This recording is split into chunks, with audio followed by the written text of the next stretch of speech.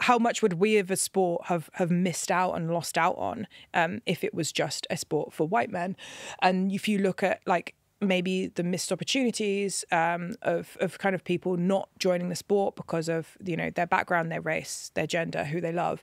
And you think about the bright future that you have when you have actually the best racing driver out there, regardless of all of those elements, and you have the best strategists and the best engineers. In order to kind of make it better, you really want to just have the best people of everybody, because I can imagine how cool the cars will be if, rather than just like a slither of society, we actually have like the best ideas from absolutely everybody. Hello and welcome back to The Fast and the Curious with me, Betty Glover. Me, resident Formula One fan and so-called expert, but I argue that, Christian Hugill. Hello, Betty. It's lovely to be here. Thank you so much for coming. So I'll be honest, I got caught out a bit then. You've got to be here. we started recording and I hadn't quite got comfortable on the seat that I always dip into, so I was just caught a bit unawares then. But carry on. You know, it's lovely to be here. Well, it's just me and you, no team principal Greg James today. And on this podcast, we like to delve into the world of Formula One. So, of course, we talk to all of the drivers, we talk to other people within the team, and we just like to find the little stories within F1, don't we, Christian? We love to find the stories within F1, and crucially, the people within F1. And the personalities. I think we've potentially got the best personality in the world of Formula One with us Both today. A person and a personality. Are you blushing, Ruth? I am.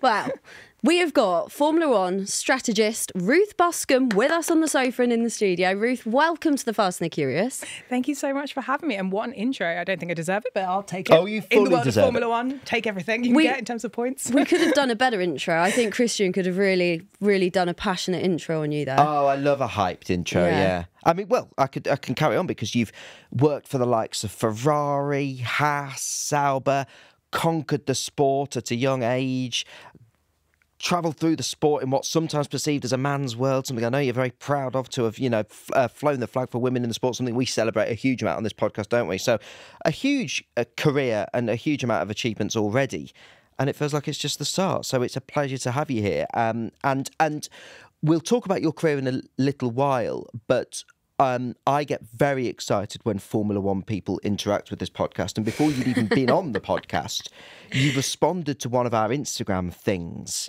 saying how Formula One crops up in your day-to-day life. So that was your first sort of introduction to the land of the fast and the curious. What would just remind us what your example was of how F1 crops up in your everyday life?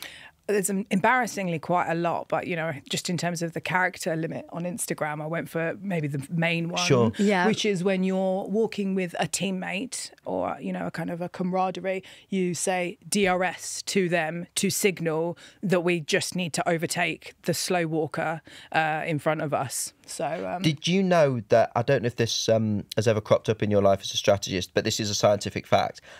I've mentioned it on the podcast 1 or 2 times. I'm actually a homosexual gentleman. Betty, did you know that? No, I have no idea. You've never told me. It's a scientific fact that gays walk faster. I wouldn't need to DRS you. No. But if I was walking with you, we would be there together. Yeah, so if you were ever planning a walking... We could be like Carlos in Singapore. Yes! I could be like, Christian, get in the DRS. So if ever you're planning and your teammate is a gay man in particular... I'm not sure Lando is, but, you know, it doesn't matter. No, but fine. I think DRS is very gender neutral. It can work with everyone. It does, but girls, guys and gays. Absolutely. It will give you a lack of drag. Does it all, doesn't it? But it's the thing, the gays walk quicker. We're an impatient breed when it comes to walking. Cool. So we'll go, I'm a fast walker, so we'll go through the airport together and I'll say DRS when you're overtaking. Bet you're a fast walker as well. I'm a very knowing fast your walker. General chaotic personality. I'm scatty, I'm unorganised, and I'm really impatient. So, like, I hate being behind people. Can't deal with it. Have to overtake. Me getting from Euston to this studio was just, I was like, rocket. People that don't know the elevator rules. Oh, my God. Oh, so if you don't live in London, you might not know this, but you've the sort of the unwritten rule. Well, it's not unwritten. It says it on the sign, so it isn't unwritten at all. It's a regulation, guys. It's just another regulation. To walk on the right. Hang on. Stand on the right, walk on the left. Yes. And people don't read the signs, and yeah, that is annoying when you're an impatient human. I like to do like an old lady English tut. God's as sake. you pass them. Like I'm too English to say anything, but a small tut. Oh, I'm like, if I'm committing to this and I've made someone move for me, I have to run down that escalator. I'm telling them that I mean business. I've got to get somewhere, so I'm sprinting down. It's up that's even worse, isn't it? Oh, God, yeah. Once you've overtaken, you have to keep committing to the up. So the three of us would very much be able to DRS to go past people. And speaking of DRS, I don't think you know this, Betty. This is possibly my favourite Ruth Buscombe fact. We'll see by the end of the episode that you are possibly the world's most prolific DRS expert, because I understand it was a big part, or a part of your education. Literally part of your education. I'm not sure if I can take world's greatest expert, but it was part of my education. So in my final year, so for my master's thesis, when I was at Cambridge University, I worked with a wonderful chap called Tony Purnell, who used to be the team principal at Red Bull before Christian took over, and Charlie Whiting, who was our race director before he sadly passed away. And I worked with the FIA on basically the kind of regulations around race strategy and the DRS implications. But this was part of your degree? Yeah. Like DRS was part of your degree? It was. I want to get into sort of how you started in this career and sort of talk about the beginning of your career, but I've got a fact as well about Ruth, that she's also an expert in something that I don't know if you know about. Taylor Swift. Oh, I'm obsessed with this. This Ruth Buscombe fact off. This is fantastic. Go on. She is an expert in porpoising. Did you know that? No, I didn't know that. Go on, tell Christian your story. Okay, so This episode is just things we've learnt about Ruth. It's brilliant. We're having a Ruth off. We're just basically fangirling over Ruth while Ruth's next to us. So, porpoising is kind of a bit of a kind of niche phenomenon. It's kind of in the 1970s when we had the original ground effect cars, and, you know, since they got rid of those, it's not really been a common thing. And obviously, like a lot of, got a lot of younger fans that were, not born in the 70s or 80s or probably even the 90s at this point. So at the beginning of the 22 season, when all the teams kind of start off doing their kind of filming days, I wasn't actually at the track, but, kind of there's reports coming back of this kind of bouncing, and we knew it was ground effect cars, and I was very excited because I'd done my third year project on porpoising, which was the topic that I picked because I thought it was cool. Maybe it isn't, maybe it is, who knows, but I thought it was very Ruth, cool. you are really cool, so if you've decided it's cool, it's bloody well cool. I do think you are the only person that thinks porpoising is cool, and though, so obviously, maybe. At this point now, it's like, I'm sure if you did Google, other search engines are available, trends, you would see like a huge spike at the start of 2022, but before then it wasn't really something that was very well known. So for a very brief moment in time, I felt like I was one of the people that knew quite a lot about it compared to your average aero engineer. So it was quite exciting as an aerospace engineer that actually went into simulation and then race strategy, that I had a glorious moment that really didn't add any performance but made me feel great about the fact that I knew quite a lot about porpoising, probably compared to your average person, even within Formula One, for about an hour. Let's talk about how you got into it then. So you went to Cambridge University. You are a ridiculously intelligent person. Don't know about that, but I'll take it. And you studied aerospace engineering? Yeah, aerospace and aerothermal engineering. Wow. So how on earth did you end up getting into Formula One? So you had my lovely friend Bernie on, and Bernie and I have hilariously different stories, where she's like the cool one, where she's like, oh, I never really wanted to be in Formula One. I did former student, I fell into it, and kind of then she ended up being a head of race strategy. I'm kind of the exact opposite. I wanted it more than anything in the world since I was about 10. So mine was a lot less cool. Mine was a lot more like, since my dad watched a lot of Formula One, that was on the screen. I actually preferred football, but he had the remote call. So kind of when I worked out that sports, which I loved, and maths, which I was really good at, and that there was kind of people there on the pit wall and they were engineers kind of doing sports and maths, I had decided about the age of 10 that that's what I wanted to do.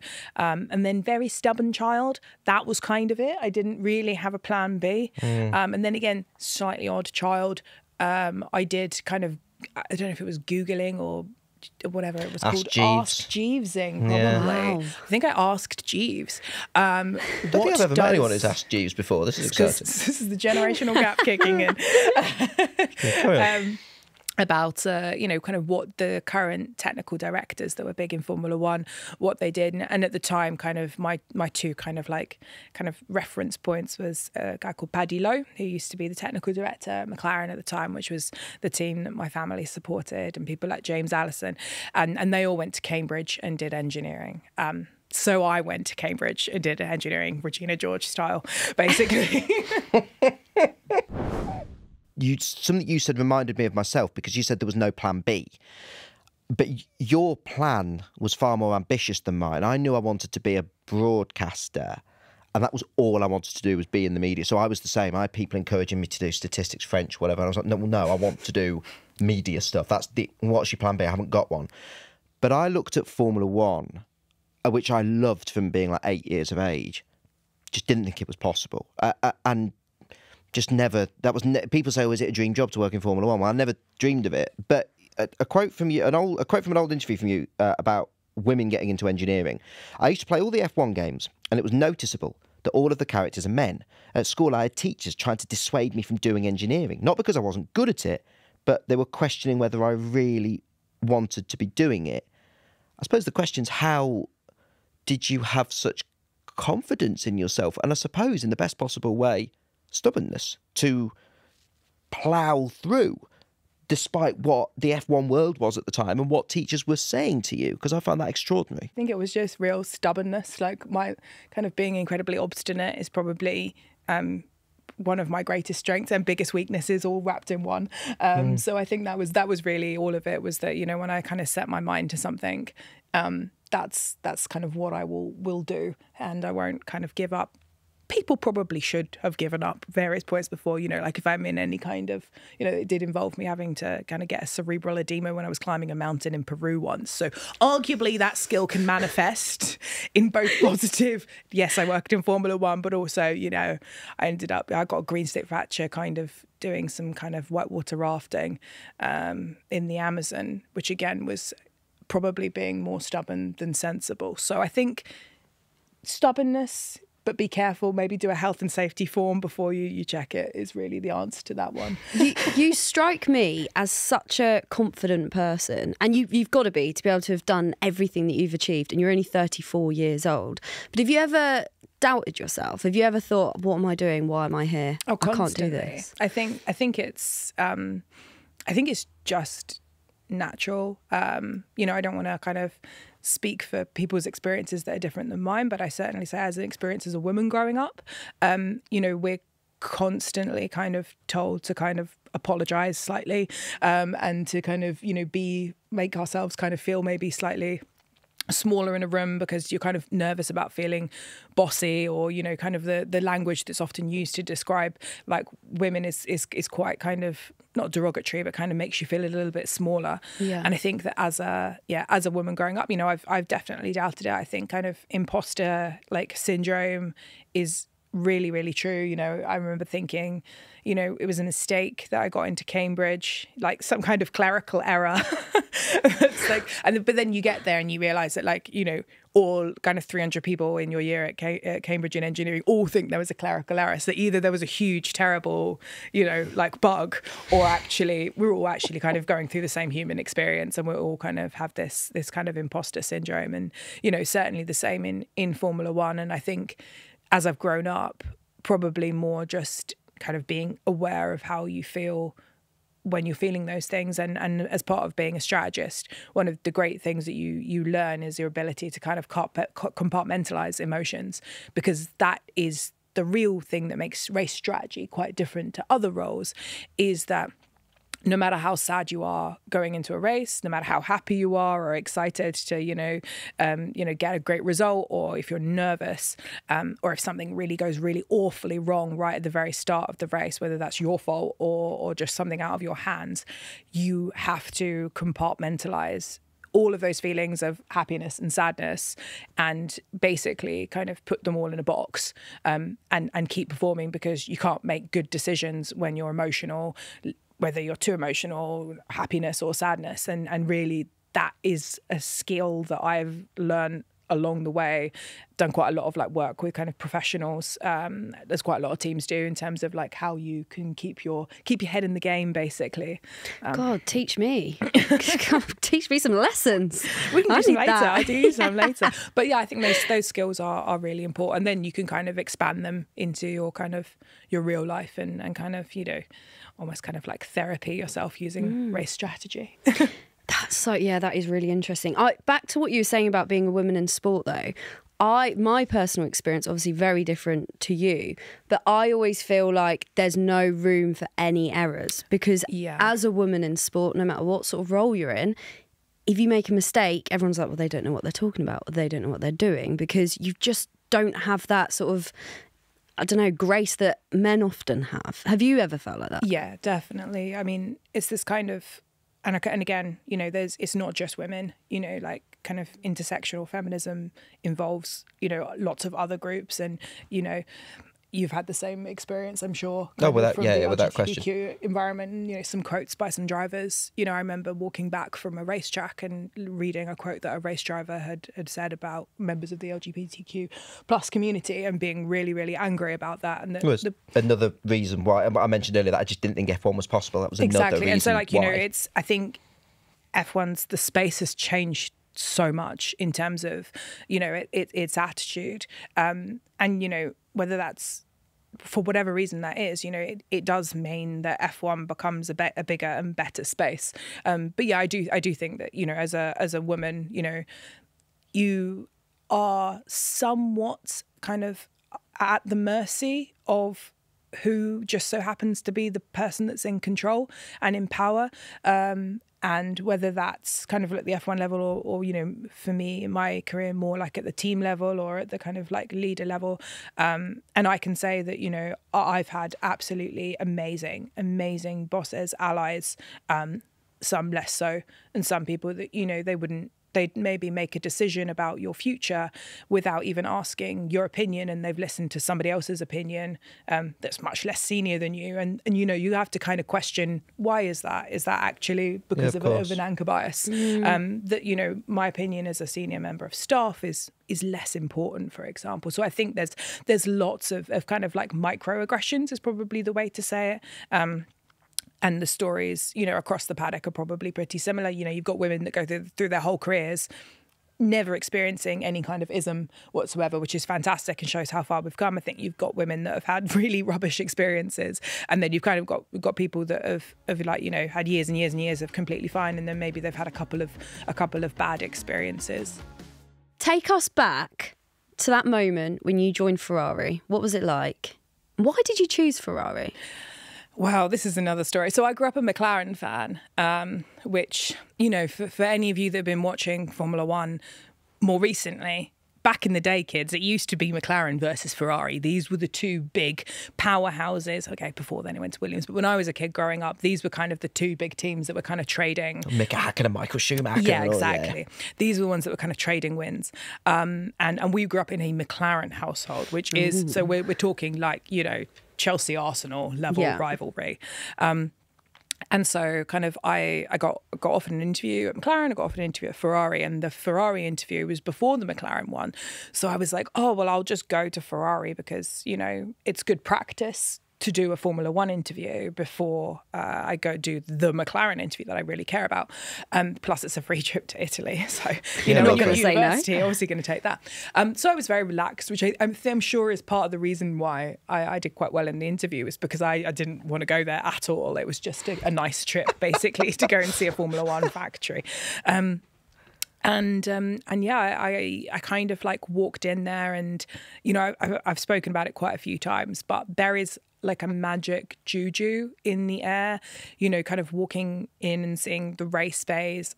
There's just something absolutely magical. Like, you know, when you're a kid and you walk into Disneyland and there's like a sparkle in the air, or you wake up on Christmas morning and there's something that makes it feel different. That was it.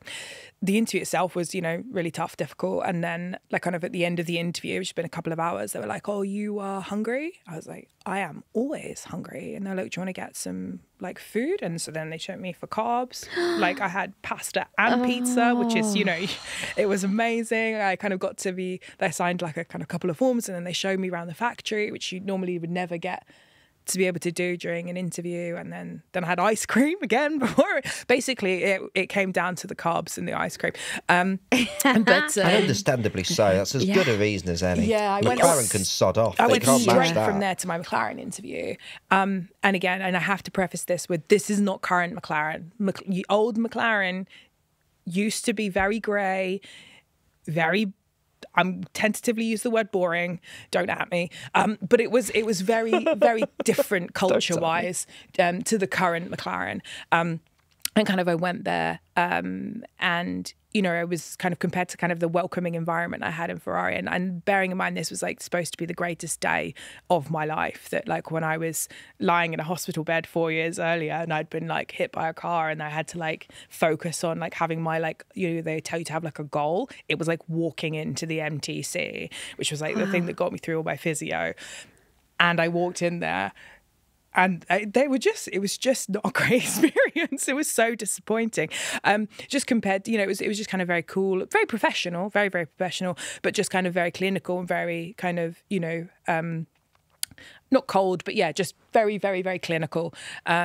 And then I went straight back from there to Cambridge to see all my friends. They're like, how was McLaren? You know, it's your like lifelong dream. You've like, and then a bit like in Star Wars, when, you know, you kind of see him go to the dark side and he's like, oh, Death Star does have great facilities and an awesome canteen. That was kind of it. And so carbs. like, yeah, That would sell it for and me. the rest does look great It on would that be the Sabre, same for doesn't you. it? So basically, that's what happened. Was I was like, I think I want a red Sabre, and like this caused like mass confusion, and it was like, honestly, it was like very shameful. You know, you remember, you know, when you're kind of like a girl and you say like you like a boy that's like a massive red flag, and everyone's like, no, scandal. That was like me telling people that I liked Ferrari. I didn't even tell people because it was my entire personality was McLaren. Like I had to kind of clean out my Facebook a couple of years ago because of all the embarrassing statuses. So it was a real backtrack. But it felt right, and it was definitely the right decision for me. And I wouldn't kind of have traded that experience, you know, for anything. So Just to come back to the present before we carry on talking about your career, has the itch to work at McLaren gone? So now it is a very different McLaren, or would you rule that out in future possibly? I don't think anybody. I think as you kind of, it's a bit like you talk to any kind of people that work in sports, a bit like the NFL or the NBA. When it becomes your life and your source of income, you have a completely different view of teams than you do as a fan outwardly, because, you know, it's not really the same kind of as being a supporter, as being a fan. When you're actually in a team, it's kind of, you know, you actually get to see a lot more about like the individuals. And like, as I say, I met kind of 3 people on one day at McLaren, and actually a lot of my close friends now were people that were currently in the building that I never got a chance to meet. So I think everything kind of happens for a reason and at a time, and you just have to make a decision based on your little snapshot when you're 22. And now my dad is not a McLaren fan, he's a Ruth Buscombe fan. So whoever well done, is Dad. the team that I would be a bit odd, you know, like if, you know, you're at the kind of Super Bowl and then your dad was supporting a different team. So yeah, I think the kind of the whole concept of teams and fandoms change when you're in it. And also, you know, you do split those 2 things up, because, you know, when you're racing people in other teams, so Randy, who's the head of strategy at McLaren, which I know you guys He's had a promotion know. He's still doing some strategy, I think, but He told me off for using his old title in Bahrain. That's a very Randy. It's a very Randy. He's very good looking, by the way. I've been told to say this. Everyone's told to say said this. that as well. To anyone that would like. What's he got on you we guys? need to get Randy on this back Yeah, on this we podcast do. now. We've got a lot to talk to Randy about. We need to pin him down, actually. Jimmy, I got you to Google his new title during an episode once, and I've now director. forgot of it. Racing director, is that what we're saying? Yeah. Right, race director, yeah. 'Cause he's very good looking, and he's the race director, Randy Singh. So why are we saying... Well, he is good looking, but why is he telling you to say this? What an awful question. Can you believe that she's just asked No, I that? can't. We're just female strategists, and everyone just making sure everyone knows that Randy That Randy's fit. is a great guy. There's more going on to this that Randy's telling everyone. Yeah, something's going on here, and we are going to find out. we need to get Randy Singh's coming back on this podcast. Otherwise, we're going to doorstep him at home. But yeah, so you can be simultaneously upset that your team has lost, or, you know, whilst also being happy for individuals within that team that have succeeded, even when you're in the kind of, you know, whether that's, you know, because it is different, you know, like even when you're in a direct rivalry between people, you know, like in 2018 when we had Charles, you know, his best friend Pierre was at Toro Rosso at the time, and that year the championship was just Sauber versus Toro Rosso every single race, and it kind of went to and fro the whole season, and it was really beautiful to kind of experience that kind of sportsmanship that really does make sports special. And that's why, I mean, I love sports, but it's that kind of that you're on the track and you're kind of completely rivals and you spend your entire life, you know, trying to beat these people, and then you actually get into the kind of the race itself, and, you know, one of you does well and one of you does badly, and then at the end of it you're kind of back being friends again, and you can enjoy kind of like dinner after the race together as kind of family.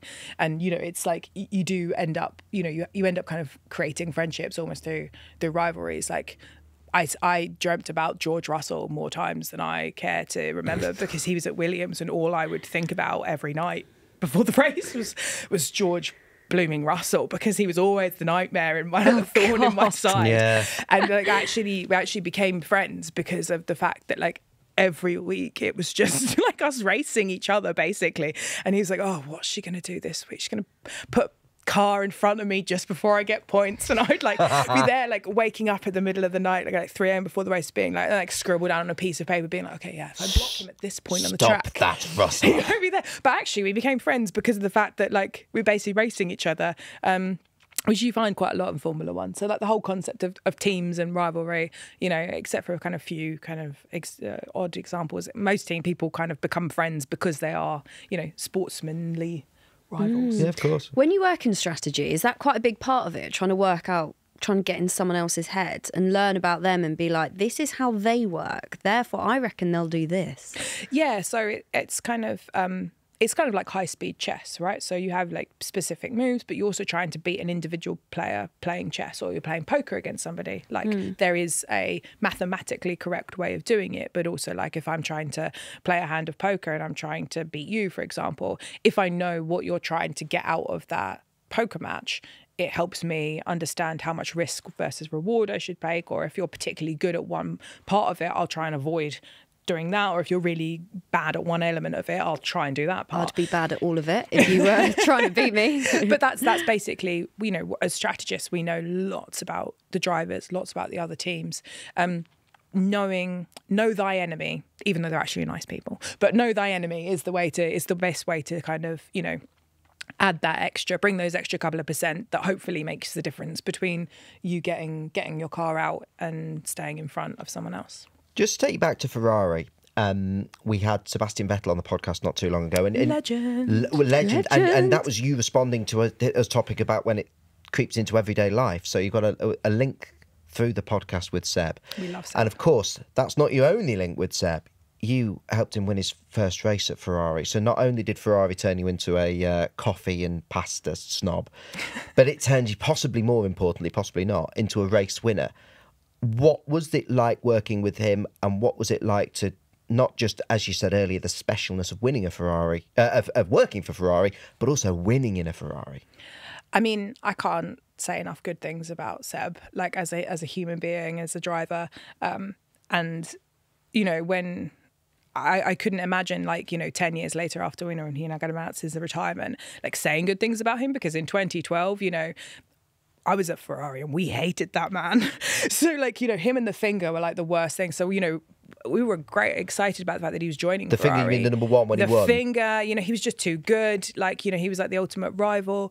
So, like, little did I know at that point that he would become kind of one of the most important, you know, people in my life and my friend. And, you know, he also gives very good life advice and packs extra snacks for a plane, which is what you want in a human being. But yeah, it was really special, and also because I wasn't really supposed to be doing the role at the time. You know, it was kind of the end of the 2014 season, which was a winless season in Ferrari, which is like the dark, shadowy place in Lion King. You don't want to go there.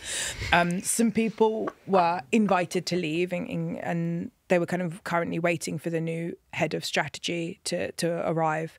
And so kind of the division of jobs was different, basically, because we kind of had like basically the B team running everything. But yeah, we won the race, which was just incredibly special. Seb sent me like a kind of signed print that was kind of, you know, thank you for my like first race win at Ferrari. That's special. That's amazing. Yeah, which is really special. And then when I left Ferrari, I got given the kind of the yellow. They used to be yellow. I'm not sure I'm keen with this new red flag situation. I like the traditional yellow. The flag that they hung up that was all signed, it was like my leaving gift, which is a pretty cool leaving gift. You know, when I kind of moved on. You said earlier he's good at giving advice. Yeah. What's the best bit of advice that he's I can't given tell you you? that. It's definitely he gives very brutal. Like, really? Brutally honest advice. But I like that you can't tell us because that's immediately he's given you some great advice that you want to keep. That shows you how good it was. To yourself. Yeah. Exceptional. Can you give us anything? I can tell you a great story about passport control. Yeah, go for it. With Seb. So we were on the flight together to Canada, and we're kind of in the queue to go to passport control. And like as a Brit, like, you know, I have been like brought up, and you know that you do not joke with passport control people. You know, like I'm like there, even though you've never done anything wrong. You know, you want to like make sure your paper's there and your fingerprints extra fingerprinty. My parents told me the same. Yeah, you know, like you don't like, and so. He was, I think he was just in front of me, or just behind me, but he's like in earshot. And, you know, they kind of asked the standard, like, you know, good afternoon, sir, you know, what are you in Montreal for? And he's like, oh, I'm at the race. I'm here for the race. And they're like, oh, do you have a ticket for the race? And he's like, no. And then they're like, and then she goes, oh, okay, but you know, you're gonna get, and she's like, well, what kind of view do you reckon you're gonna have of the race? And he says, pretty good view actually. She's like, well, what bit of the track are you gonna see? And he's like, all of it.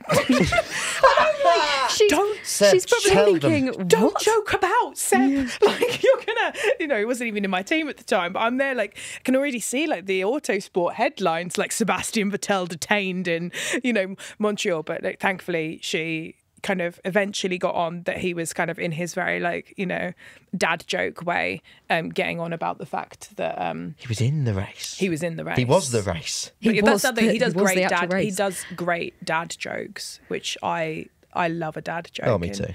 Yeah. You say your dad is a massive Formula One fan. When you won your first race, was he the first person you called? No, I mean, I think I was doing like post-race reporting. Like this is, you're kind of like quite in it, you know, because like it is a little bit anticlimactic. Also because, you know, compared to kind of, there are members of the team that can like go out and like, you know, drink and spray champagne because like, they're not needed.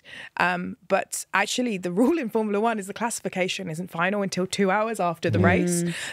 So there's quite a lot of like, and it would be my role to help contest that. So we don't really have like an immediate celebration. You normally set an alarm clock for 2 hours afterwards until the classification is final, because you can't really, you can't really like get the party started if you then have to go help put together the information for some kind of protest. So when that alarm went off, did you phone your dad? Yeah, I think I did. Actually, to be fair, I think I was probably didn't have money to. I think I probably asked him to call me because I knew the international fees. Oh, of course. Good thinking, yeah. Probably, I think my dad's more of a WhatsApper, so I think I probably WhatsApped him. I imagine he was very proud of you at that point, though. Yeah, no, I mean, my whole family was, to be fair, but I think everybody's just very like, was just, you know, and a Ferrari win, you know, being in Italy, like it really means so much. Also, Ferrari losses mean a lot. It's like the highs are higher and the lows are lower as a sporting country. After Ferrari, you went to Haas, right? Yeah. 2016. That must have been quite a gear change. Well, because it was their first race, wasn't it? They were new. Yeah, so I was kind of, you know, there wasn't really any opportunity for me to kind of progress at Ferrari, and you know they were setting up the Haas project with a collaboration at Ferrari. So James Allison had kind of put me forward for the role, and obviously it kind of meant I got to move back to the UK as well. So I kind of like, it was my first race kind of at the track ever. So deep end. And, you know, it was a new team as well, which, you know, is something that, you know, I didn't really, you don't really realize how good you have it in you know, in an established team, there's lots of people, and two, like also a lot of carryover in terms of things. So it was exhausting, very, very like kind of special and camaraderie again, because we were such a small group at the beginning, because a lot of people, because of various contracts, again, were kind of joining in dribs and drabs. And, you know, that race really, you know, we spoke about emotion, and as you get older and as you kind of then in it, you realize like that there's a lot of different ways to win a race when you're working in it, not just P1, and that P6 really felt like a win for us. And the great thing about that one was because everything was so delayed, you know, just trying to get everything ready as a first race. We'd never had any time for pit stop practice, and all the boys were like, fewer stops, fewer stops, because we hadn't done any pit stop practice. So they were like, you know, can we keep it lower? I think it's a one lovely stop. old one stop. Yeah, and I was like, guys, we're going to have to do the best strategy, not like just shoot. I'm still feeling it's a one stop. And then there was a red flag. Well, there was a safety car. It was caused by a crash, which was caused by one of our drivers. It had a big shunt with Fernando. And then the best thing about that was, like, you know, we came P6. Obviously, it was this great moment. But all the guys chanting, no stops, because one of the cars had DNF'd and the other one, we like changed it on the grid for like 10 minutes. So it was fantastic that, you know, like, and you can actually hear it in the back of like some of the TV commentary, because you were like, people are like, what were they saying? It's like they're going no stops. And then the best thing was the next week, next race in Bahrain, we actually did a really great race and kind of got to P5 by doing an extra stop, which, and the guys did a great job with all the stops there, especially being a rookie crew. It was a really, really special experience. And again, one that, like, you know, very different to Ferrari in terms of, like, you know, the resources and the history and the glamour, but incredibly special. I imagine that's where you learn most of your key skills in your career, because you had to. You're in a different environment. It must have been where you learn all your lessons. Yeah, I mean, also, like, I was the strategy department, so, you know, in strategy you always, you know, say we, you know, because, you know, you're a team. And I often, like, because you're so in the habit of saying, oh, we did this and we did that, you forget, you go like, oh, we did this at Haas. And they're like, oh, who else was there with you? You're like, oh, no, sorry, it's a force of habit. No, it was actually just me. or me and my split personalities. I was the strategy department. I also did some of the reliability, which I did terribly, by the way. I was always a bit nervous on that, because of so few people. I had to do like the wheel lifing, which I think I did about 4 a.m. in the morning after I'd prepared. Right, what's that? Oh, just like how many kilometres each of the wheels have done. Like, it's an important job, but like, yeah, there was, because the reliability person hadn't arrived yet. So like the lifing of the wheel rims was another on my like job list, which, you know, I'd never done wheel rim lifing before, and I was so deliriously tired. I'm sure I did a really rubbish job of it. Chief of rims, is that what that person's called? That's dangerous territory, Betty. You're listening to The Fast and the Curious. Moving swiftly on, we've spoken to quite a few behind the scenesy people in the paddock: Bernie Collins, Randy Singh, James Allison. How much of interaction is there between you guys who are, as you said earlier, friends but also rivals? Is there any WhatsApp groups between the sort of behind the scenes people, and behind the scenes people, I mean, you know, team members, you know, away from the drivers and the people that we all see typically at the front? Or is it sort of top secret over the course of race weekends? How do you balance the rivalry, camaraderie and friendship? I mean, I'm marrying one of them, so not one of those lot, but yeah, no, I'm marrying Bernie Collins. Wow, this but yeah, no, you know, and Randy, 3 of them. Good-looking man, Randy. I told you he's good-looking. Problem solved. Very good-looking man. No, I met my fiance. You know, as part of the travelling circus, as they refer to. He was a Mercedes, so I met him, you know, out there, and it is really a family. You know, my best friends, you know, like, you know, my bridesmaids, like the family of people that we have, like not just within teams, but within kind of, you know, the media broadcasting part of it. You know, you're away from home for such a high percentage of the year that, you know, these people have such a shared experience that you do.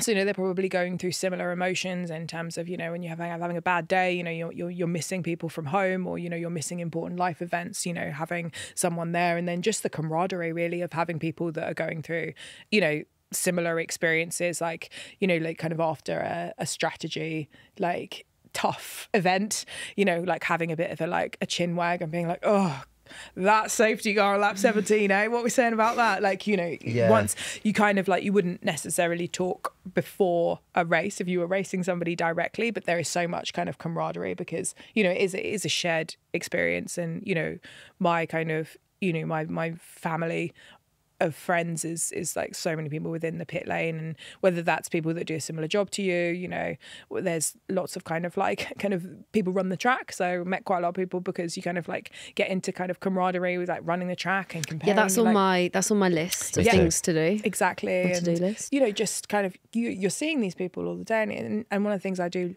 love about sport is the camaraderie of the fact that, you know, you walk into work in the morning and people say good morning, and they don't need to be necessarily in your team to do that. And, you know, we're all human beings, and actually, you know, being able to, if you've had a really rubbish race, for example, being able to see someone that you care about, that's your friend, having a really good one, or, you know, if they've got a promotion or something great's happened to them, is actually one of the nice things to take home from it. And I think that is, you know, one of the things you maybe don't see so much about Formula One is that, you know, you do have, when you're in it, you know, your competitors, but they're like the second that the racing is over, everybody really does, you know, kind of like look out for each other. There was a great video posted, I think it was in 2018 or 19 in Mexico, where they put like a body cam on one of the kind of mechanics at Mercedes that won the race, and it was like a GoPro, and like, do look it up because it's fantastic, and it really shows like the inside world of Formula One. So like the Mercedes that were, you know, at this point, guys, they won everything.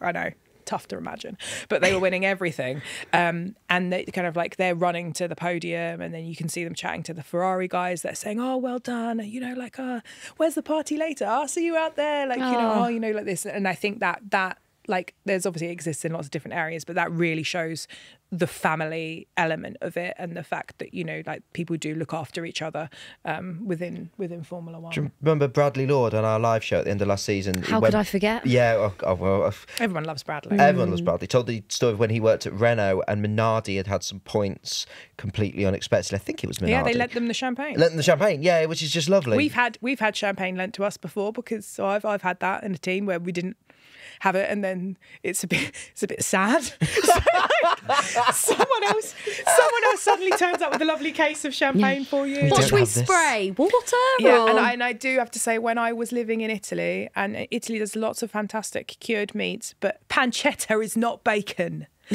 And I would have British teams provide me with a lovely bacon sandwich in the morning. Yes. Which was like the best contraband you could ever have. Like, you know, when you're like, you know, living in Italy and you can't afford to fly home, like being given like a warm bacon sandwich in the morning. Sorry, you sort of slightly stressed looking to the cameras in the studio and saying pancetta is not bacon. No, because is they a say very it's funny bacon, thing. but it's not bacon. It's different, isn't it? I've got so many questions about your wedding. Okay, Oh, I'm glad you've gone here. I've Me got too. so many questions. It is not Formula One themed. Right, well, that was the first one, because people have Formula One themed weddings. Like, they the tables are like Ferrari, McLaren. I mean, a strategist planning, like when Bernie Collins was in, she was trying to plan Greg's route home for him on his bike. So I'm imagining a strategist planning a wedding is... I did.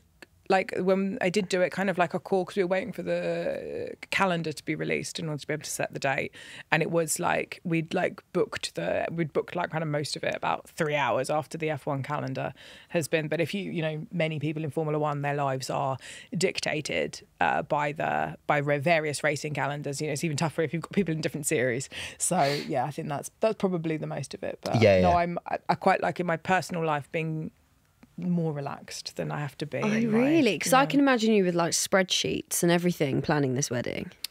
No. Really? No. That surprised me. Small. Yeah, I feel like this is where your job comes into its own. No, it's a very, very small. I'm not really a weddingy person. Okay, fair enough. Big fan on the marriage, less fan on the weddingy. No, Yeah, sure, I that's agree good. with you, to be fair. I completely agree with you. Oh, yeah, absolutely. I mean, I was about to say I wouldn't, you know, too bothered about a wedding. I haven't got a partner, so. No, but if anyone is watching and wants to be Christian's partner... Christian is very good looking. So, John, I mean, that's got a key thing before the wedding. You mentioned about the camaraderie amongst people. Is there anyone who we might not necessarily have heard of within the paddock yet? And this is quite a tricky question, so by all means duck it, that we might not have heard of, but that has impressed you, that's on the up, that's a sort of Ruth Buscombe, Bernie Collins, whatever, of the future. Who can we keep our eyes on? We love a sort of underdog story on the Fast and the Curious. I mean, I think there's so many people and there's so many stories out there. And I think like kind of to name one or two names would probably be to do a disservice to just how many people there are out there. And, you know, like, it's not just like, you know, strategy. If you look across, like, you know, what kind of the mechanics are doing, what, you know, like the other engineers are doing, there's so many elements that just really do all add up to making the difference. And, you know, I always think so I was kind of fortunate enough to be part of the kind of the 2022 season at Alfa Romeo, where it's like a great sports story because we got P6 over the mighty Aston Martin. We were joint on points. We got it by countback, which means that you go and you start. If you're joint on points, you're tied. It then goes to who had the most P1s. None of us had either.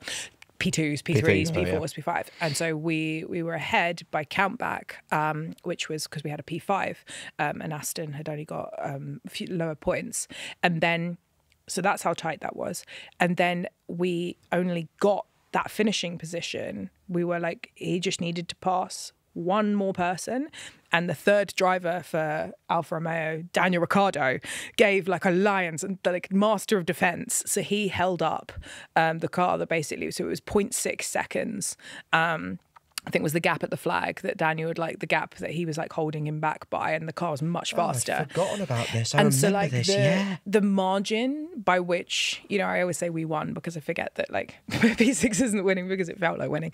The margin by which we came out on top is so small that every single person in that team, the hundreds of people, drivers, you know, down to like, you know, the kind of the most junior person back in the factory, down to catering, logistics, everybody can look at it and go, that is my championship position because I made the difference, because the different margin was so small if my contribution wasn't there. So like every single person can go and say, I did P6. You know, if you can add your like 1% or your like 10th somewhere, you know, that really is actually what makes a difference in sport and what makes sport great. I wonder if we said to you, now you look back on sort of your career so far, what would you say to those teachers right at the beginning that said, are you sure about going into engineering? What would you say to them now?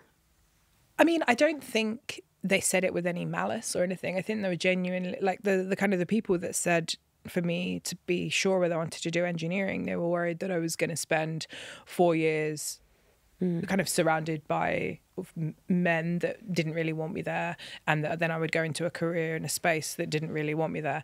And while I think most people in engineering have experienced men that don't really want us there, I also was very, very fortunate and blessed to find a beautiful group of friends, women and men at university that did make me feel welcome. And I think, you know, thankfully times have changed now. So if you look at like the percentages, you know, it's a completely different ballgame. So I hope that people wouldn't be discouraged from doing something just because, you know, you'd be a minority in that environment. Just being careful and cautious of what you say to people when they're younger, because, you know, words carry so much meaning to them. And language makes such a difference to people as well. And you're as well an FIA Girls on Track ambassador, and you've obviously spoken about how, you know, your journey through the sport and battling those barriers you do inevitably get as a woman has been so important to you. Is the sport doing enough? I know it is getting better. A lot of people acknowledge that it's getting better now. Is the sport doing enough, do you think, to keep inspiring women to be able to get into it? I mean, I don't know if there ever really is going to be, well, you know, doing enough. Like if you kind of have like Ruth Bader Ginsburg's view of it, and she's like, okay, well, when everybody is a woman, then on the kind of the Supreme Court, then my job is done. And like people shouldn't be shocked. Oh, we're all men, so why would you be shocked that it's all women? So like you could kind of go right to, you know, it being in an extreme. And I think that's one thing that, you know, what we really want is just the best people. And we want that twofold. One, because it's fair, and two, because it actually makes the sport a lot more bankable and a lot more entertaining. You know, if we didn't have the talented black driver Lewis Hamilton drive for us, how boring would some of those races have been in the Bridgestone era? God, yeah. You know, how much would we as a sport have missed out and lost out on if it was just a sport for white men? And if you look at like maybe the missed opportunities of kind of people not joining the sport because of, you know, their background, their race, their gender, who they love, and you think about the bright future that you have when you have actually the best racing driver out there, regardless of all of those elements, and you have the best strategists and the best engineers. And, you know, as much as, you know, I've had, you know, difficulties being a woman, you know, I've also got to recognize my privilege in the fact that, you know, I was born into a family that, you know, encouraged and prioritized education. I was born in England, which makes it obviously easier, and you know, and that, you know, I was born with white skin, which, you know, unfortunately does give you an advantage in that, you know, in order to kind of make it better, you really want to just have the best people of everybody, because I can imagine how cool the cars will be if, rather than just like a slither of society, we actually have like the best ideas from absolutely everybody. And I think like from a commercial perspective, you know, I think the Barbie movie is a great example of this, which is that what made Barbie so profitable is that it was a 4-quadrant movie. And what they mean by that is that it hit markets of below 25 and under 25 and male and female, and that is what helped making it like $1 billion movie. And so if you look at a sport like football, if you look at a sport like, you know, the NFL's growth, and you look at the sport like Formula One, actually making it a sport that is by everybody, for everybody, is a smart economic move. Because actually, if you're only advertising to one slither of people, you hit a ceiling in terms of bankability. There are plenty of people in Formula One who want exactly what Ruth just said and are trying to do so. And that's something I give the sport some praise and credit for, because it certainly feels more active and more of an effort to make it like that than other sports I've worked in. So you do have to give motorsport and Formula One some credit, I think, because there are plenty of people really trying, which is nice to see. Slightly less seriously, Ruth, before we let you go, because we've taken up an awful lot of your time, which we're very grateful for. Every special guest we have at the studio, we ask to sign our helmet. Ooh. Would you mind signing our helmet? Yeah. Or are you getting it, Betty? Yeah, I always get it. You don't always get it. Yes, I do. I'm very Don't I, Jimmy? I always get it. Isn't it on? Jimmy's saying it's been video recorded, so look.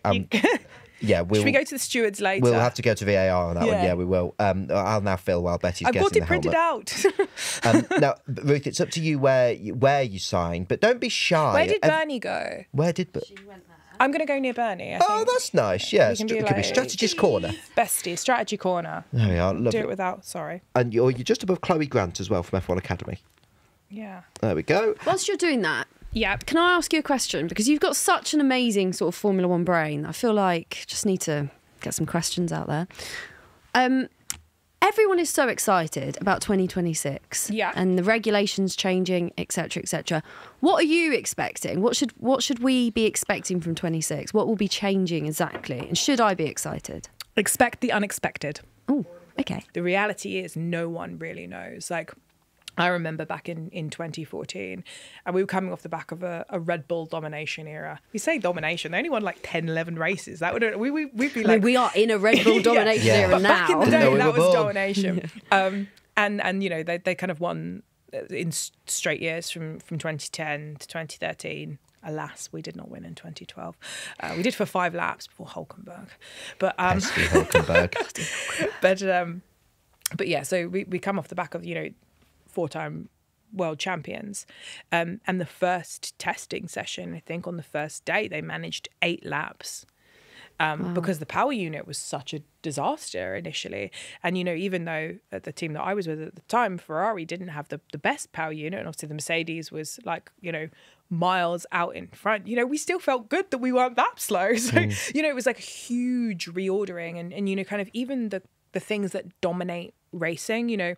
Ahead of it, teams might have thought it's to do with fuel saving, but actually, it's to do with raw horsepower, or, it's to do with the kind of the recovery, but actually you kind of find out the way it all shakes up. And I think that's the really exciting thing about it, is that going into 2026, hopefully we kind of get the whole board shaken up, and we end up with kind of, hopefully, cars that are not too fast spaced, and so we'll get kind of a proper fight, and maybe you kind of have one car that's really strong on the aero, one that's really strong on the kind of power unit, and you end up with like people kind of trading wins across a season. I think that would be good. I feel like I should have been taking notes during that, just to thankfully it's being recorded. Thankfully it's being recorded, and hopefully before 2026 we'll have Ruth back on, and we can delve into that a little bit more. Ruth, Defo. It's been so, and I'm not just saying this for cameras and because the mics are on, I find you fascinating, and I've loved it. This is my favourite times on the podcast, when we just get to sit there and speak to a fascinating Formula One person. So I've absolutely loved it. Thank you for coming in and taking the time. Thank you for having me. I think I want to be you. Like, I wish I was you. Wow. Why am I me and not you? You're so cool. You seem cooler than me. I'm not, trust me. And not as intelligent. Quite cool. You are quite cool. Thanks, Christian. You are. I mean, as you said earlier, you are. I often describe, we're very good friends outside of the podcast world. I couldn't tell at all. Betty's barking mad in the best possible way, and you describe yourself as scatty. That is Yeah, you. scatty. But you are quite cool. I'll give you that. Thanks, guys. I think that's a good place to end it. Ruth, thank you so much. It's quite a positive for place coming to end on. it. So It's very doesn't feel positive. right. Thank you. We'll take that. And goodbye. We'll get out.